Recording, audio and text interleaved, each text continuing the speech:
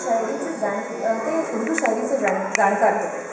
प्रेक्षकांना सुखांत मेलोड्रामा भावतो हे त्यांनी हेरलं आणि त्यानुसारच त्यांनी नाटकं रचली. मराठी नाटकात काही शृंगारिक काव्य आणि गझल प्रकार त्यांनी आणला. याच काळात लेखुरे उदंड झाली, ययाती देवयानी, हे बंद रेशमांचे, कटार काळजात घुसली अशी इतर लेखकांची उत्तमोत्तम नाटकंही आली. मग घराघरातून दूरदर्शन पोचलं. प्रेक्षकांनी पुन्हा एकदा संगीत नाटकांकडे पाठ फिरवली. ती आत्तापर्यंत. रसिक हो, बालगंधर्व चित्रपटाच्या निमित्ताने आणि काही गुणी कलावंतांच्या प्रयत्नाने पुन्हा एकदा नाट्यवेदीला पालवी फुटू लागली. जगाच्या संगीतात एकमेव नाट्यसंगीत हे महाराष्ट्रात जन्माला आलं. याचा आपल्याला अभिमान आहेच. त्याची ओळख आपल्या पुढच्या पिढीला व्हावी यासाठी स्वरांजलीनं केलेला हा एक प्रामाणिक प्रयत्न होता.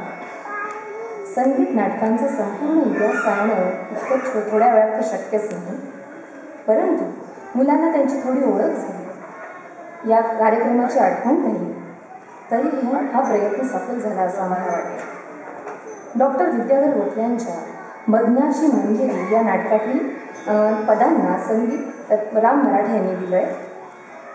नाट्यरंग कार्यक्रमाची सांगता आम्ही यातल्याच एका पदाने करत आहोत. लीलाधरच्या वेशातली ही लीलावती स्वरूप सुंदर अशा मंजिरीचं वर्णन करत आहे, सादर करत आहे ज्ञानदा कुलकर्णी. पण त्यापूर्वी तुम्ही सगळेजण पुन्हा एकदा या लहान कलाकारांसाठी टाळ्या वाजवा.